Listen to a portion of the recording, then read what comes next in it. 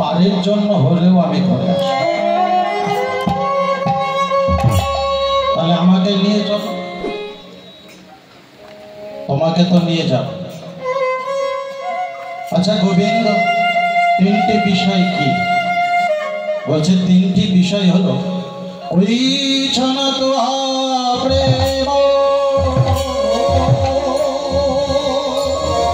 ওই ছনা মাধুরীমা,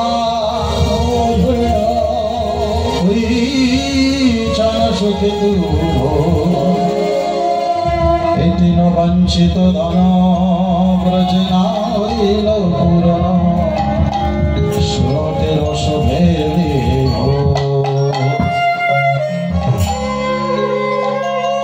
তুমি আমাকে ভালোবেসে কতটা সন্তুষ্ট হয়েছো জানি না, কিন্তু তোমারটাকে যে আমি সন্তুষ্ট হয়েছি সেটা আমি তোমাকে ভাবে বলে বোঝাতে পারবো।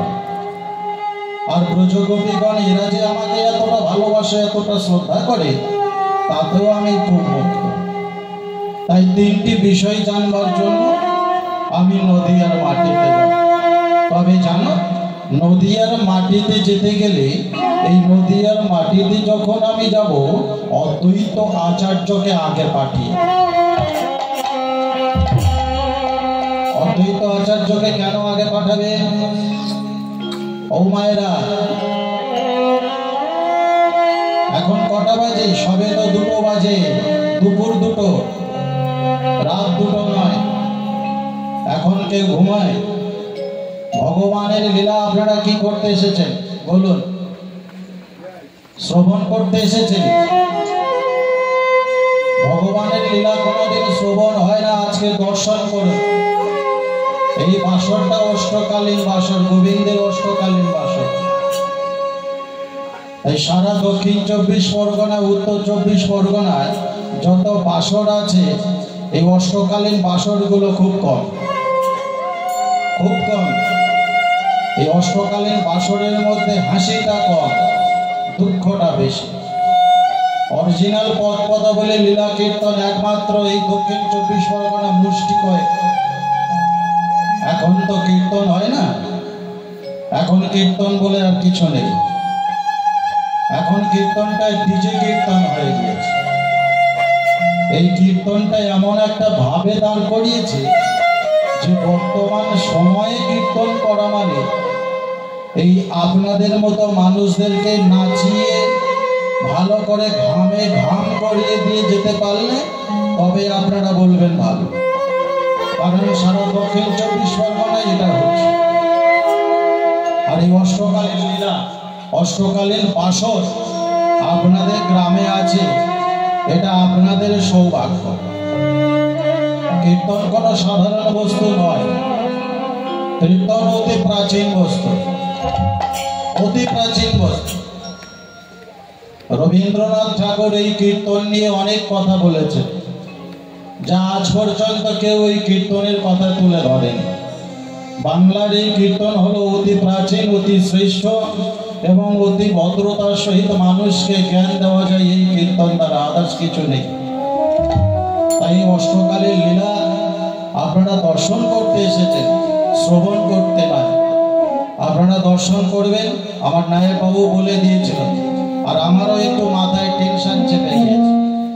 পরবর্তী গান রয়েছে আমতা, আপনাদের চরণ থেকে চলে যাব আমতাতে।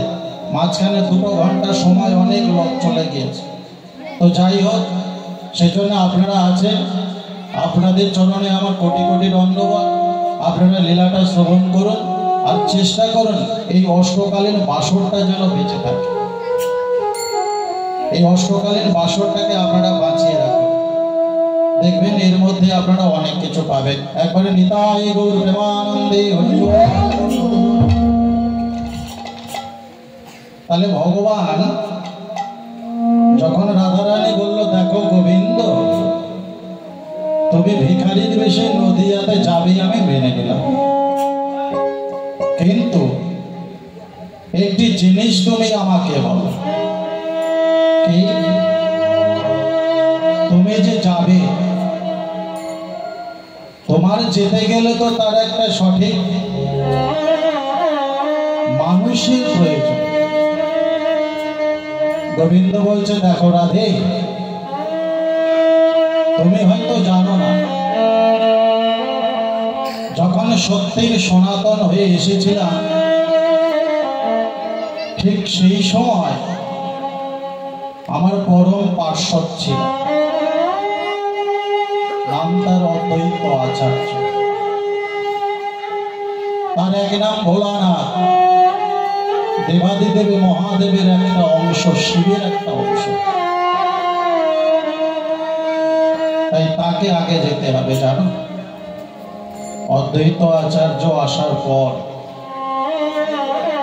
যখন দীর্ঘ 12টা বছর সে তুলসী চন্দন ভাসাচ্ছে, একটা দিন বাকি অদ্বৈত আচার্য তার স্ত্রী সতীকে বলছে, আর বুঝি আমাদের স্বার্থ হলো না? কেন গোবিন্দ? তুমি যে দেবাদিদেব মহাদেব, তুমি যে ভোলানাথ মহেশ্বর, এত সহজে তুমি যদি ছেড়ে দাও তাহলে গোবিন্দ আসবে কেমন করে বলো? বলছে, শোনো, আগামী কালকে তুমি তুলসী চন্দনটা ঠিক ভাসিয়ে দেবে। যদি জানো উজান বাহিনী হয় তাহলে কিন্তু গোবিন্দের আসার সময় হয়েছে। যখনই বলেছে, সতীর কথায় ওই অদ্বৈত আচার্য যিনি ভোলানাথ, তিনি তুলসী চন্দনটাকে ভাসালেন। আর যেই ভাসিয়েছে তুলসী চন্দন উজান বাহিনী হয়েছে।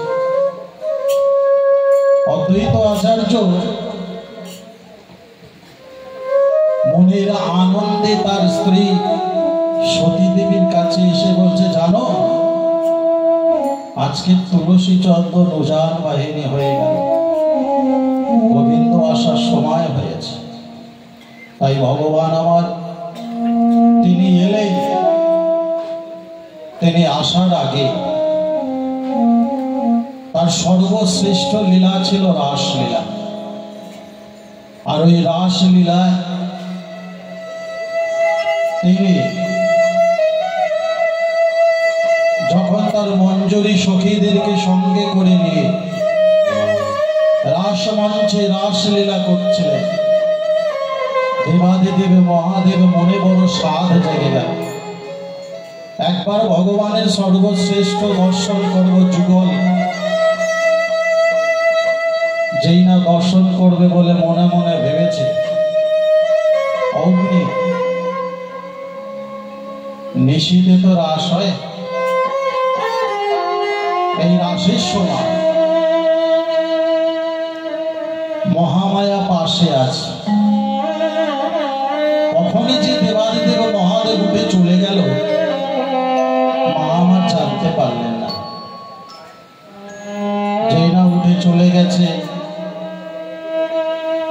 দেবাদিদেব মহাদেব মনে মনে চিন্তা করছে, দেবী সতী পাশে আছে, কিন্তু ভগবান সে যে রাসমঞ্চের দাড়ি করে রেখেছে মহামায়াকে জানে না। যেই না রাসমঞ্চের মধ্যে মহাদেব প্রবেশ করতে গেলেন, ঠিক সেই সময় মহামায়াকে দাঁড় করিয়ে দিলেন, মহাদেবকে দাঁড় করিয়ে, দাঁড়াও,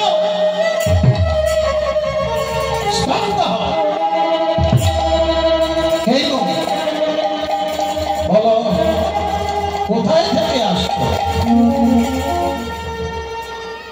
আমি গোপী, বৃন্দাবনেই বাসা, কোনদিন তো তোমাকে দেখিনি। দেখো, আমি ব্রজ গোপী, আমি দিনের আলোয় বেরোই না। কেন? আমি পর পুরুষের মুখ দেখি না, আর পর পুরুষের মুখ আমি দেখাই না। বেশ, এই রাসে একটা অভিসম্পদ আছে মায়েরা, একটু ভালো করে শুনে রাখবেন। অভিশাপটা কি? যদি অভিশাপ না দিত আর অভিশাপে ক্রোধিত যদি না হতো তাহলে এই গোবিন্দকে আপনারা পেতেন না, কোনোদিন পেতেন না। আর এই রাস অভিশাপটা কি ছিল? যখন সতী দেবাদিদেব মহাদেবকে বলল তুমি ভিতরে প্রবেশ করতে পারবে না, ফিরে যাও, দেবাদিদেব মহাদেব সতীকে বারে বারে প্রশ্ন করছে আমাকে যেতে দাও, আমার যেতে হবে, রাস দেখতে হবে।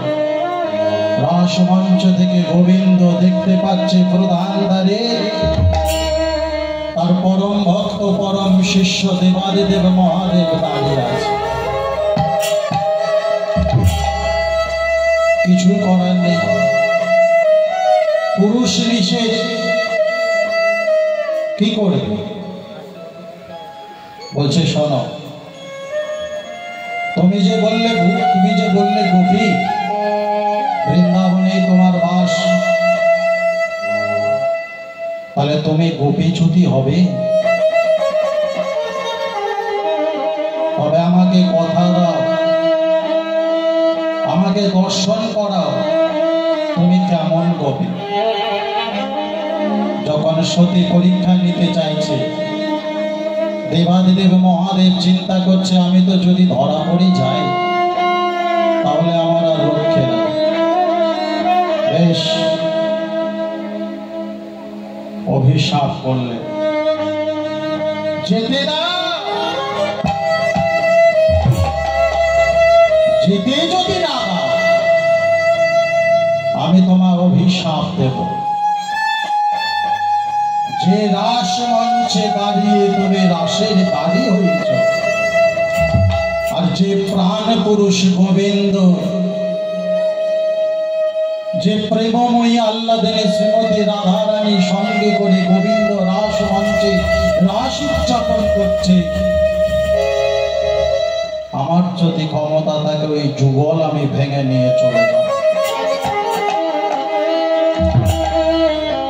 দেবাদিদেব মহাদেব যখন না বলেছে, রাস মঞ্চ থেকে গোবিন্দ দুটো বাহু ধরে বলে দিল তথাস্তু। তবে এই যুগে নয়, তুমি পার্শ্বদ অদ্বৈত আচার্য হয়ে আগে যাবে, তোমার পিছনে পিছনে আমি যাব। আর যেদিন যাব সেদিনই জানবে পৃথিবীতে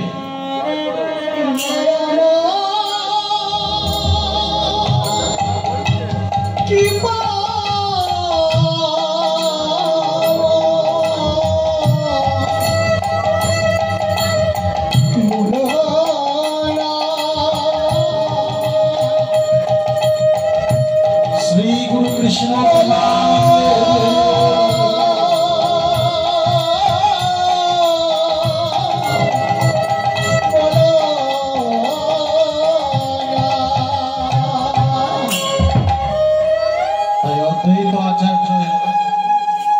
অদ্বৈত আচার্য আসার পরে অনাদির আদি গোবিন্দ তিনি এলেন কোথায়? নদিয়া। কিভাবে এলেন? নদিয়ার পিতাজি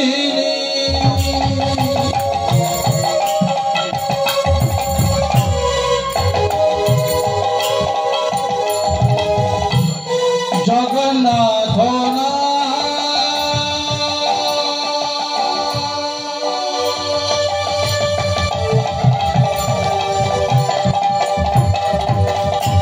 কৃপা করি পরম লাগে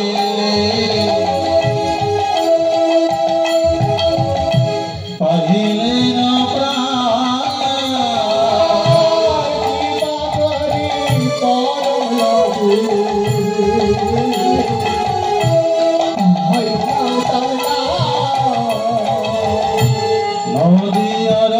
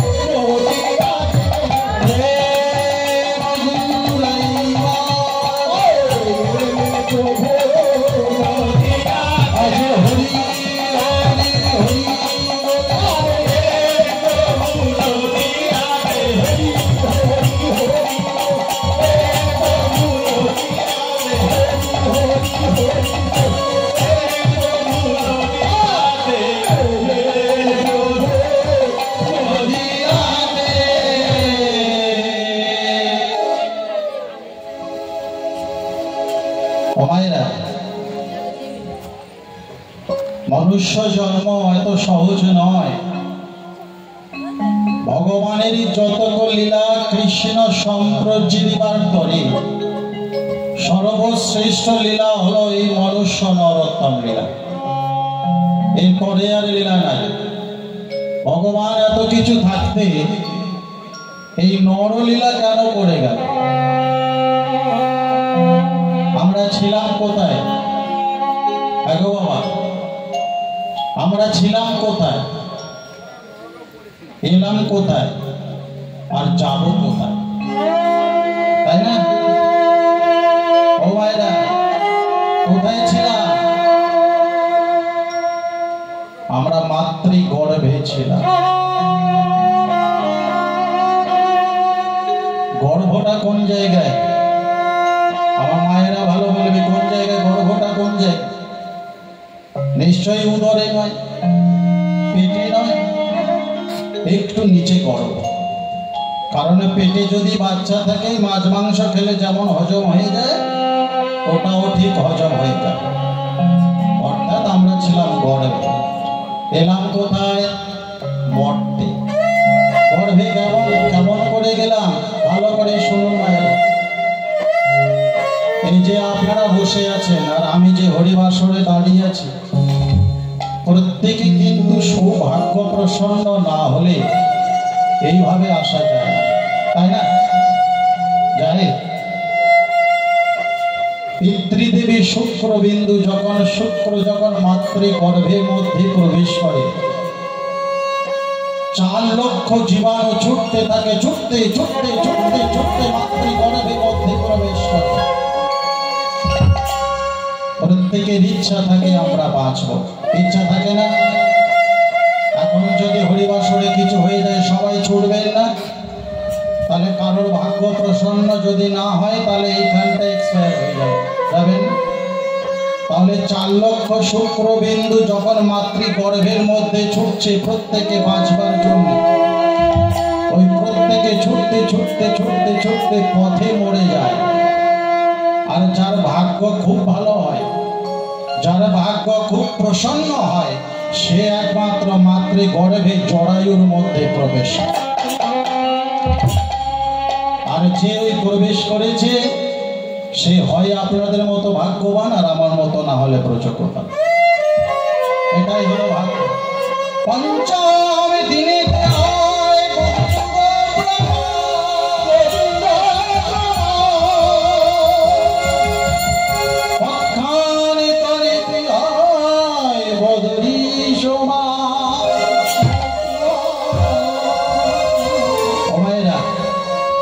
ওই শুক্র জীবাণুটা, ওই শুক্র যখন আপনার গর্ভের মধ্যেই গেল, তখন 5 দিনে ওর বয়স হয় একটু কেবলমাত্র জলের মতো বিন্দু।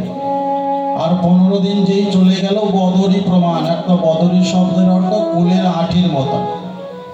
মাসিক অন্তিমে হয় অঙ্গুষ্ঠ প্রমাণ, 1 মাস গর্ভের বয়স হলে অঙ্গুষ্ঠ প্রমাণ। তখন থেকেই কিন্তু আস্তে আস্তে শিশুর মধ্যে প্রাণ জীবিত হয়।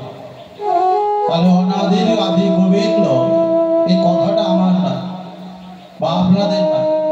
কীর্তন কি? কীর্তন শব্দের অর্থ হলো কি নতুন, কি নতুন। শাস্ত্র কি? শাসন। শাসন কি? শিক্ষা। এই কীর্তনের মধ্যে হলো শাসন, শিক্ষা এবং কিছু নতুন জিনিস কর্ণে নিয়ে সংসারে প্রয়োগ করাটাই হলো কীর্তন। আর কীর্তন 2টি প্রকার। একটি প্রকার কি? একটি হলো নারদীয় কীর্তন, আর একটি হলো শুক কীর্তন। নারদীয় কীর্তনটা কি? বর্তমান এই দিনে এই খোল করতাল ইত্যাদি যন্ত্রপাতি সহকারে এই যে নাচ গান আনন্দ করে যে কীর্তন করছি, এটা হলো নারদীয় কীর্তন। শুক কীর্তনটা কি? শুক কীর্তনটা তৎকালীন দিন পর্যন্ত সমাপ্ত হয়ে গিয়েছে। শুক কীর্তন শব্দের অর্থ সুখদেব গোস্বামী রাজা পরীক্ষিতকে ছেঁড়া আসনে বসিয়ে 5ম দিন যে ভাগবত পাঠ শুনিয়েছিলেন সেটাই ছিল শুক কীর্তন। এইখানে প্রশ্ন, বাবা আমরা সবাই জানি ভাগবত পাঠ 7 দিন হয়, তাই না? সবাই জানি, আমরা এটা সবাই জানি। কিন্তু তুমি যে বললে 5 দিন কেন, শুনে রাখো। রাজা পরীক্ষিত যখন অভিসম্পদ হলো, অভিশাপ হওয়ার পরে তাকে অভিশাপ দিল, তোমাকে 1 সপ্তাহের মধ্যে তক্ষক দর্শন করবে না। তাহলে রাজা পরীক্ষিত তৎকালীন সময়ে তার রাজপুরোহিত, রাজগুরু, পণ্ডিত, বৈষ্ণব, ব্রাহ্মণ সবার কাছে ঘুরতে ঘুরতে 2 দিন সময় চলে গেছিল। তাহলে 2 দিন যখন সময় অতিবাহিত হয়ে গেল, হাতে রইল 5 দিন।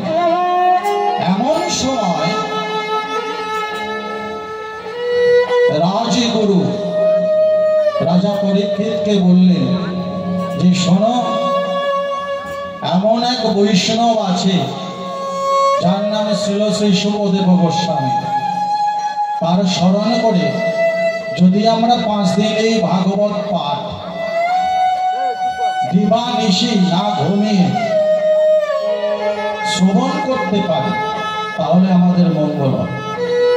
তাই 5 দিন ভাগবত পাঠ হয়েছিল, সেটা ছিল শুক কীর্তন, আর বর্তমান দিনে এটা হলো নারদীয় কীর্তন। তাহলে কথাটা কোথায় থেকে আসছে? কথাটা আসছে সায়েন্স থেকে। কেন? 4 লক্ষ শুক্রাণু যখন মাতৃগর্ভে গেল, একজন বেঁচে গেল। কেন তারা ছুটছে? মাতৃগর্ভের মধ্যে 99.8% গরম, উত্তপ্ত গরম। ওই গরমে ক্ষুদ্র ক্ষুদ্র জীব, তারা বাঁচবে কি? তারা ছুটবে সবাই। তাহলে প্রত্যেকে যাচ্ছে বাঁচবার জন্য, কিন্তু কেউ বাঁচলো না। একজন ভাগ্য প্রসন্ন হয়ে মাতৃগর্ভে প্রবেশ করলো, আর তাদের মধ্যে হলো আমরা। তদ্রূপ আপনারাও আছেন। তাই শ্রীমদ্ ভাগবতের কথা অনুসারে আর কৃষ্ণ দর্শনের লাগে নদিয়ায় ওই জগন্নাথ মিশ্রের ঘরে, জগন্নাথ মিশ্রের ঘরে গৌর হরি আমার তিনি অবতীর্ণ হলেন। কেন না? কলি হত জীবের জন্য। একবার সবাই মিলে উলুধ্বনি করুন, তোমারা উলুধ্বনি করুন। নিতাই গৌর প্রেমানন্দে হরি হরি বল, হরি হরি গৌর এলো রে,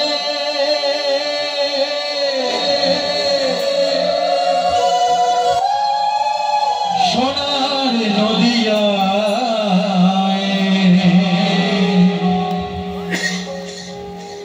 আজুল ধ্বনি হরি ধ্বনি, সবে তো শোনা যায় আমার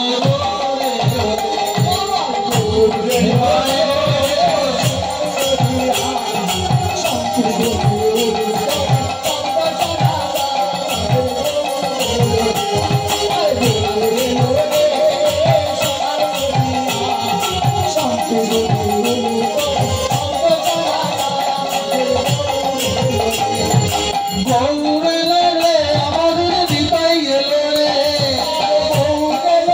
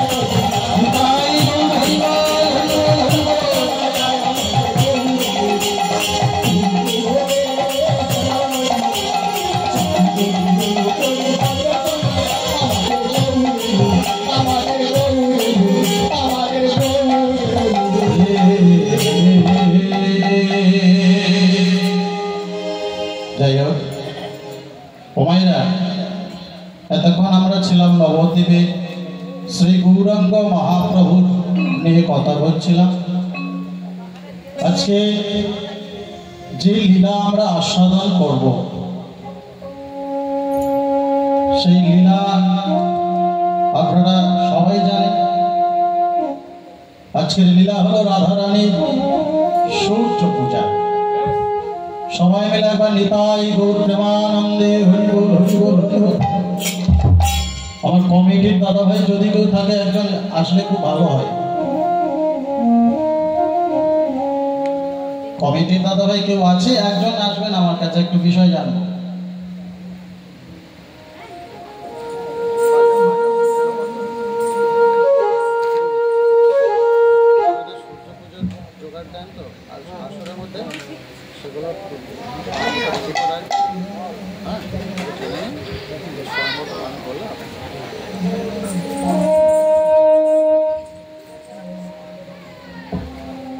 যাই হোক, শ্রীমতী রাধারানী অট্টালিকার পরে অষ্টসখী পরিবৃতা হয়ে দূর দিকে নয়ন দিয়ে কিছু ভাবছে।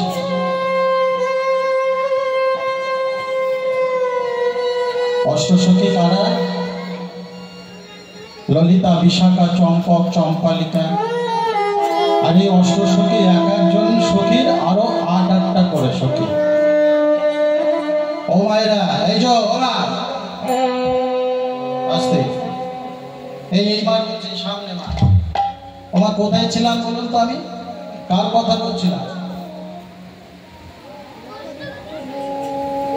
বলতে পারবেন না, এটা জানি। যাই হোক, কিন্তু সিরিয়াল হলে আপনি বলতে পারবেন যে সংসার ভাঙতে এসেছিল ওই মেয়েটা, এটা আপনি গ্যারান্টি করতে পারবেন। কিন্তু হরিবাসরে একটা হরি কথা হলে আপনারা বলতে পারবেন না নিতাই গৌর প্রেমানন্দে হরি বল। কিছু মনে করবেন না, এখন তো সিরিয়াল নয়, একটা করে সিরিয়ালে 3-4টে করে বিয়ে, আর প্রত্যেকটা সিরিয়াল দেখছে যা বাড়িতে ঠিক ব্যবহার করছেন তাই। আর সিরিয়ালগুলো হচ্ছে সংসার ভাঙা গল্প, বাড়িতেও ঠিক একই সংসার ভাঙা গল্প। কিন্তু সময় মতো ঠাকুর ঘরে ঠাকুরের ভোগ না থাকলে বলবেন না যে ঠাকুরের ভোগ নেই। কিন্তু সিরিয়ালটা দেখার জন্য সকালবেলা যদি প্যাকেজটা শেষ হয়ে যায়, টিভিটা বন্ধ হয়ে যায়, 5 মিনিটের মধ্যে টিভির প্যাকেজ মেনে টিভি দেখে, এটাই গ্যারেন্টি, তাই না? বলছি না, কিছু মনে করছেন না, একদম কিছু মনে করছেন না। যদি ভুল কিছু বলে থাকি আপনারা আমার মা, আপনারা আমাকে উচিত শাস্তি দেবেন, আমি মেনে নেব। এগুলো শিক্ষা, এগুলো বাস্তব শিক্ষা। তাই শ্রীমতী রাধারানী অট্টালিকার পরে বসে বসে অষ্টসখী পরিবৃতা হয়ে দূর দিকে নয়ন দিয়ে ভাবছে। কার ভাবনা ভাবছে? না, আমার প্রাণ গোবিন্দ, প্রাণ বল্লভ কেমন আছে, তাকে তো দেখতে ইচ্ছা করে, সে কেমন আছে তাকে দেখার জন্য শ্রীমতী রাধারানী অষ্টসখী পরিবৃতা হয়ে, আর অষ্টসখীর ৮-৮ জন করে সখী মায়ের, একটা করে সখীর আরো ৮টা করে সখী, অর্থাৎ কত হচ্ছে ৬৪ জন সখী। আর ৬৪ জন সখীর মধ্যে যিনি প্রধান, ৬৪ জন সখীকে আবার মঞ্জুরি সখীও বলে অনেকে। তো যাই হোক, যিনি প্রধান তিনি হলেন তুলসী বা বৃন্দাদেবী। শ্রীমতী রাধারানী এখন তুলসীকে দেখেছে, তুলসী আমার মনটা বড় ব্যাকুল নেই। কেন ব্যাকুল? এই জন্যে যে সকালবেলা সেই যে আমার গোবিন্দ আমার সামনে থেকে যে চলে গেল গোষ্ঠীর পথে, তাকে দেখার জন্য মনটা বড় ব্যাকুল হয়ে উঠেছে। তুই একটু খবর আনবি, একটু সন্ধান আন না সখী। তুলসী দেবী মনে মনে চিন্তা করছে, আমি যে যাব সন্ধান আনতে গেলে তো গোবিন্দ এখানে নেই, গোবিন্দ আছে বৃন্দাবন, তাহলে বৃন্দাবন থেকে তাকে দেখতে হবে। আমার গোবিন্দ কি করছে, কেমন আছে, তার মুখ বদনটা দেখবার জন্য আমার মনটা বড় ব্যাকুল। জানা একটু তুলসী, জানা একটু দেখে আয়। তা তুলসী যাচ্ছে কোথায়? না বৃন্দাবনে। এখন বৃন্দাবনে যে তুলসী যাবে, যেতে যেতে রাধারানী ডেকেছে, তুলসী শোন, তুই যে যাচ্ছিস, ঝট করে গেলে তাকে দর্শন পাবি না। যেতে গেলে একটা নিয়ম আছে।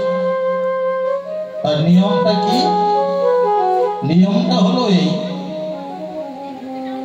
যে তুই সময় করে যাবি, সময় করে আসবি। আর তোকে একটা জিনিস দেবো, তুই নিয়ে যা। কি সখী? দেখ না, এই বিনি সুতোর মালাটা আমি সকাল থেকে গেঁথে রেখেছি গোবিন্দকে পরাবো বলে। তাই গোবিন্দকে তো পাচ্ছি না। গোবিন্দ বিরহে মনটা আমার ব্যাকুল। তাই মালাটা নিয়ে যাবি, আর মালাটা নিয়ে গিয়ে তুই এই গোবিন্দকে পড়াবি, আর কর্পূর মিশ্রিত তাম্বুল গোবিন্দকে খাওয়াবি। গোবিন্দকে দর্শন করিয়ে নিয়ে আবার তুই চলে আসবি। তবে হ্যাঁ ছোট, মালাটা যেন রেখে আসিস না, মালাটা নিয়ে আসিস।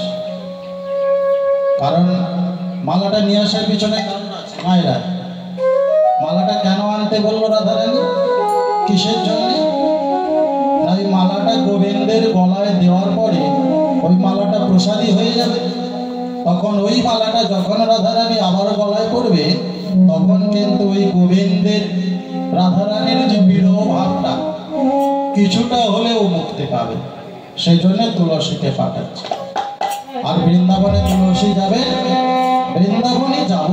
বৃন্দাবনে যেতে গেলে আমরা সবাই একটা ভজন করব, ভজনের মধ্যে থেকে তুলসীর সাথে সাথে আমরাও বৃন্দাবনে যাবো। হ্যাঁ ভাইরা, সবাই মিলে একটু, সবাই মিলে নিতাই গৌর প্রেমানন্দে হরি বল, হরি বল, হরি বল, হরি বল। চলো দেখি মা শ্রী বৃন্দাবন।